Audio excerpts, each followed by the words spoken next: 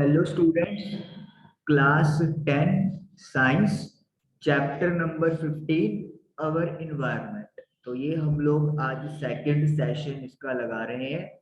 चलिए स्टार्ट करते हैं। तो हम लोगों ने जो इकोसिस्टम के बारे में पढ़ा था, बायोटिक एंड अबायोटिक कंपोनेंट्स के बारे में, और साथ में ये पढ़ा था कि किस तरीके से एक ऑर्गेनिज्म दूसरे ऑर्गेनिज्म पे डिपेंड करता है अपने फूड मटेरियल के लिए। तो अब हम लोग उसी चीज को आगे बढ़ाएंगे। तो आज हमारा टॉपिक है food chains and webs. Let us start. In activity 15.4 activity में we have formed a series of organisms feeding on one another। हम लोगों ने एक ऐसी सीरीज बनाई थी जिसमें एक ऑर्गेनिज्म दूसरे ऑर्गेनिज्म को एज अ फूड ले रहा था। This series of organisms taking part at various biotic levels form a food chain। इस सीरीज को या इस ऑर्गेनिजम्स की एक चेन को जिसमें अलग अलग बायोटिक लेवल पे कंपोनेंट्स हैं, उसे आप लोग एक फूड चेन कहते हो या वो एक फूड चेन बनाती है। फिगर 15.1 में आप देख सकते हो, जैसे ये ट्रीज है, प्लांट्स है, इन्हें इस हिरन ने एज अ फूड मटेरियल खाना है और फिर इस हिरन को ये टाइगर जो है वो खाएगा। तो यानी कि एक फूड चेन सीरीज में जा रहा है।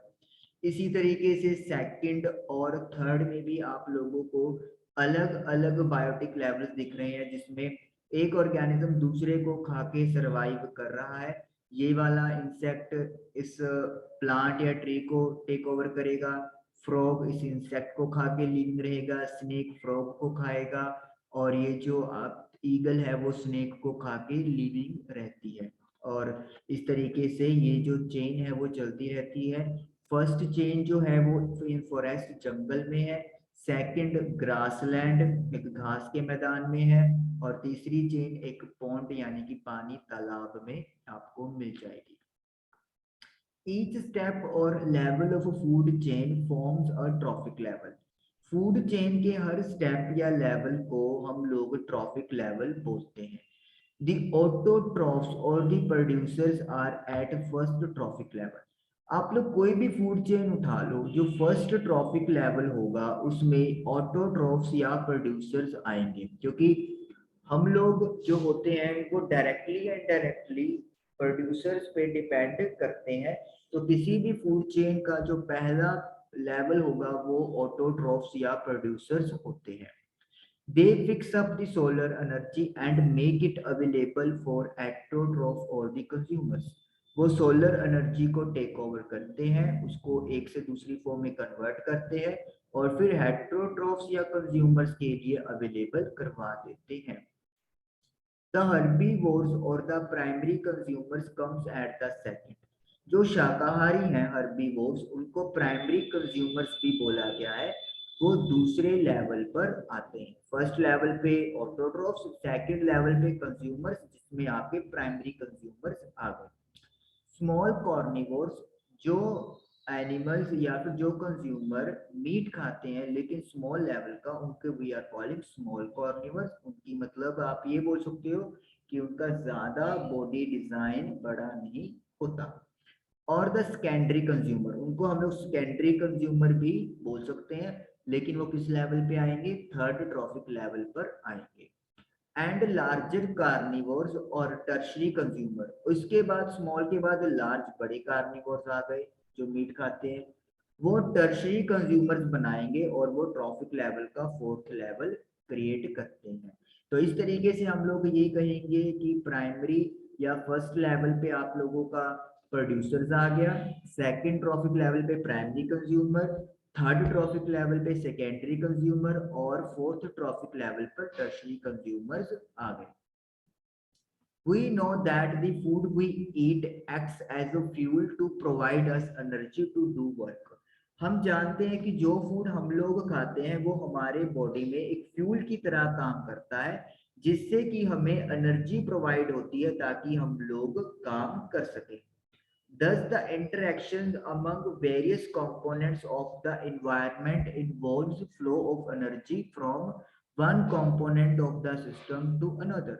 तो इसका मतलब क्या हो गया, इन्वायरमेंट के अलग अलग कंपोनेंट्स एक दूसरे में मिलजोल करते हैं और फिर एनर्जी का जो फ्लो है वो एक से दूसरे कंपोनेंट की तरफ फ्लो करता है। यानी कि हमने क्या देखा, सोलर एनर्जी गई प्लांट के पास, उन्होंने उस एनर्जी को फूड बनाया और फिर ये एनर्जी ट्रांसफर हो गई है फर्स्ट कंज्यूमर के पास और फिर ये आगे आगे इस तरीके से फ्लो होता रहता है। एज वी हैव स्टडीड, जैसे कि हमने पढ़ा है, the autotroph capture the energy present in sunlight. जो ऑटोट्रॉफ्स है वो सनलाइट में जो एनर्जी प्रेजेंट है उसको टेक ओवर करते हैं and convert it into chemical energy, और वो उसे केमिकल एनर्जी में कन्वर्ट कर देते हैं। This energy supports all the activities of the living world.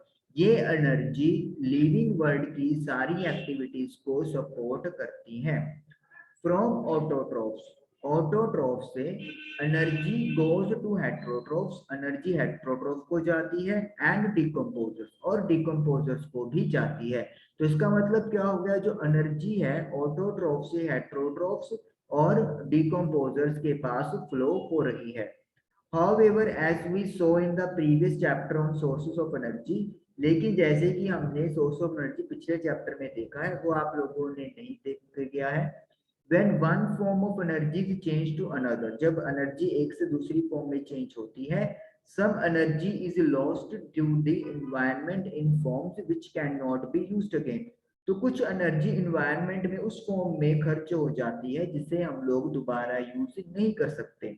The flow of energy between various components of the environment has been extensively studied and has been found that जो energy का flow है environment के अलग अलग components के बीच में वो बहुत गहराई से स्टडी किया गया है और ये देखा गया है। क्या देखा गया है, अब हम लोग पॉइंट्स पढ़ेंगे।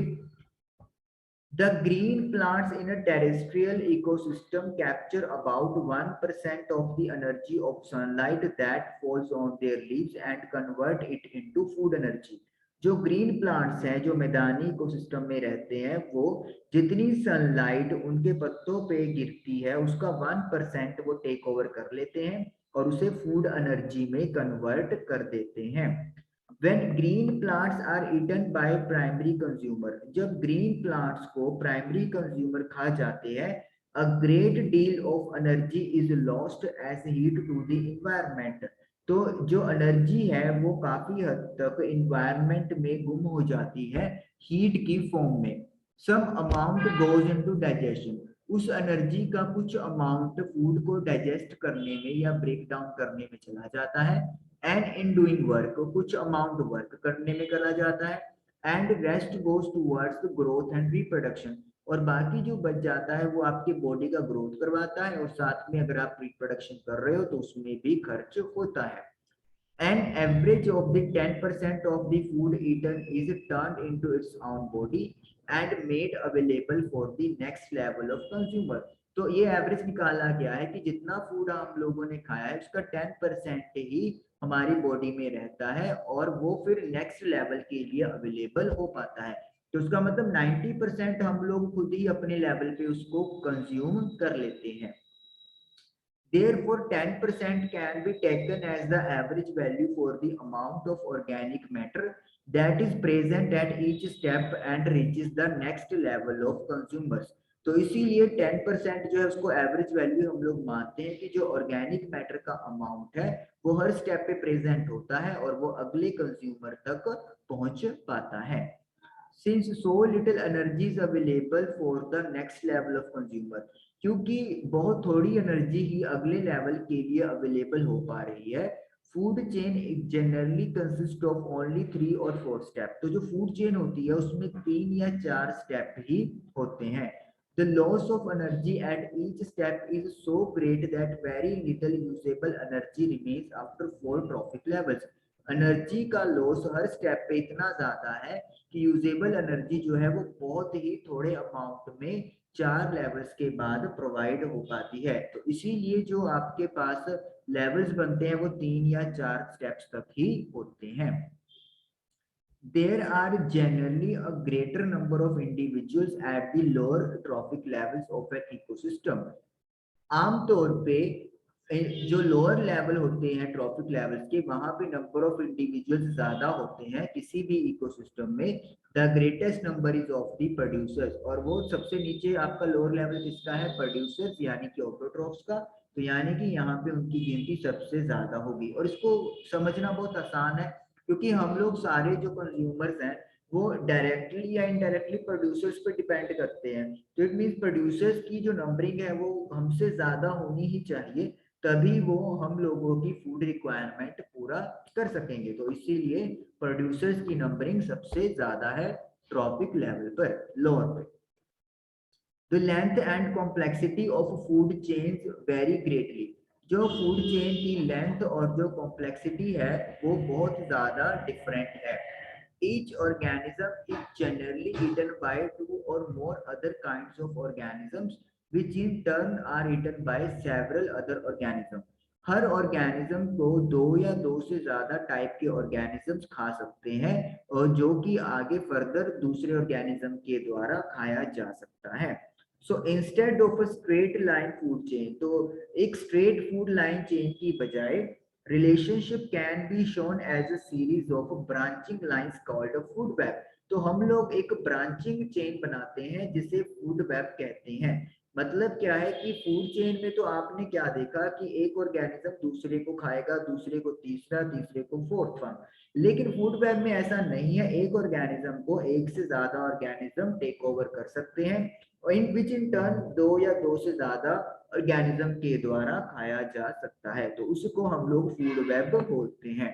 एक ट्रॉफिक लेवल का आपको एक ट्रायंगल दिख रहा है, यहाँ पे देखिए प्रोड्यूसर्स की लाइन सबसे बड़ी है क्योंकि प्रोड्यूसर की नंबरिंग सबसे ज्यादा है। देन प्राइमरी कंज्यूमर्स जिनको आप हर्बीवोर्स बोलते हैं, फिर सेकेंडरी कंज्यूमर्स जिनको स्मॉल कॉर्निवोर्स बोलते हैं, फिर लार्जर कॉर्निवोर्स आ गए जिन्हें टर्शरी कंज्यूमर्स बोला गया है। तो ये ट्रॉफिक लेवल्स आपके सामने हैं। ओके जी, उसके बाद from the energy flow diagram से टू थिंग्स बिकम क्लियर, दो चीजें क्लियर हो जाती हैं। Firstly the flow of energy is unidirectional, जो एनर्जी का फ्लो है वो यूनिडायरेक्शनल है, यानी कि एनर्जी एक डायरेक्शन में फ्लो करती है। The energy that is captured by the autotrophs does not revert back to the solar input, and the energy which passes to the herbivores does not come back to autotrophs. इसका मतलब क्या है कि जो energy autotrophs ने capture कर ली है वो उसे दोबारा सोलर इनपुट में नहीं दे सकते, मतलब दोबारा सन को नहीं जा सकती। और जो एनर्जी उन्होंने हर्बीवोर्स को पास कर दी वो दोबारा ऑटोट्रॉफ्स यानी कि प्रोड्यूसर्स के पास नहीं आ सकती। मतलब अगर आप एक चीज को कंज्यूम कर देते हो तो आप दोबारा उस चीज कंज्यूम चीज को दोबारा ओरिजिनल फॉर्म में कन्वर्ट नहीं कर सकते। As it moves progressively through the various trophic levels, it is no longer available to previous level। तो इसका मतलब क्या है, जब ये एक से दूसरे ट्रॉफिक लेवल की तरफ चली जाती है तो प्रीवियस यानी पिछले लेवल के लिए वो अवेलेबल नहीं हो सकती, सिर्फ आगे आगे ही जा पाएगी। तो that is why this is unidirectional. Secondly, the energy available at each trophic level gets diminished progressively due to loss of energy at each level। दूसरा क्या है ऑब्जर्वेशन की जो एनर्जी अवेलेबल होती है हर ट्रॉफिक लेवल पे वो धीरे धीरे या लगातार कम होती जाती है, क्योंकि हर लेवल पे एनर्जी का लॉस हो जाता है। जो हम लोगों को पढ़ाया था कि 90% तो हम लोग खुद ही उसको जो फूड खाते हैं उसका एनर्जी जो भी बनता है यूज कर लेते हैं, नेक्स्ट लेवल के लिए सिर्फ 10% ही अवेलेबल हो पाता है। Another interesting aspect of a food chain is how unknowingly some harmful chemicals enter our bodies through the food chain। दूसरा जो दिलचस्प व्यू है फूड चेन का वो ये है कि किस तरीके से हमें पता भी नहीं चलता लेकिन हार्मफुल केमिकल्स हमारी बॉडी के अंदर एंटर कर जाते हैं फूड चेन के थ्रू। यानी कि जब हम लोग किसी चीज को खाते हैं किसी फूड मटेरियल को तो उसके थ्रू हमारे बॉडी के अंदर हार्मफुल केमिकल्स एंटर हो जाते हैं। You have read in class 9 how water gets polluted. 9th class में आपने पढ़ा है कि पानी कैसे पोल्यूट होता है। One of the reason is the use of several pesticides and other chemicals to protect our crops from diseases and pests. एक रीजन उनमें से ये है कि हम लोग अपनी फसलों को बचाने के लिए बीमारियों से या कीड़े मकोड़ों से बहुत सारे कीटनाशक और दूसरे केमिकल्स का यूज करते हैं।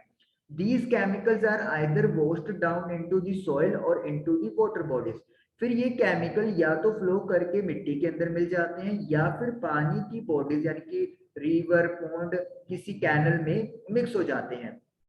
From the soils, these are absorbed by the plants along with water and minerals। जब ये सॉइल में केमिकल चले जाएंगे तो प्लांट्स उनको एब्जॉर्ब कर लेंगे जब वो वाटर और मिनरल्स का टेकअप करेंगे। And from the water bodies they are taken by the aquatic plants. और अगर ये केमिकल्स पानी में चले गए तो पानी के थ्रू ये एक्वेटिक प्लांट्स उनको टेक ओवर कर लेंगे। एक्वेटिक प्लांट्स मतलब जो पानी के अंदर होते हैं, पौधे and animals, plants and animals, जितने भी पौधे और जानवर हैं पानी वाले। This is one of the ways in which they enter the food chain. और इस तरीके से वो फूड चेन के अंदर एंटर कर जाएंगे। और these chemicals are not degradable। ये केमिकल्स डिकम्पोज नहीं हो सकते। They get accumulated progressively at each trophic level। तो हर ट्रॉफिक लेवल पे ये इकट्ठे होते जाएंगे यानी कि इनका अमाउंट इंक्रीज होता जाएगा। As human being occupy the top level in any food chain.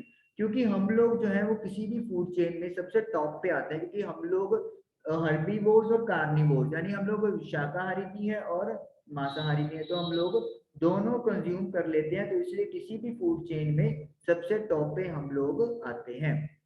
The maximum concentration of these chemicals get accumulated in our bodies. तो इन केमिकल्स की जो सबसे ज्यादा कंसंट्रेशन है वो हमारे बॉडीज में इकट्ठा होती है। This phenomena is known as biological magnification. और इस फिनोमिना को हम लोग बायोलॉजिकल मैग्निफिकेशन कहते हैं।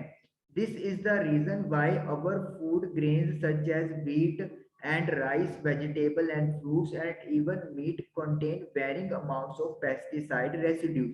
और यही रीजन है कि हमारे जो फूड ग्रेन्स होते हैं जैसे कि वीट कनक हो गया, चावल हो गया, सब्जी, फल और इवन मीट भी, उनमें कुछ ना कुछ कीटनाशक का रेजिड्यू यानी कि अमाउंट रिमेनिंग होता ही होता है और ये अमाउंट अलग अलग होता है। These cannot always be removed by washing or other means।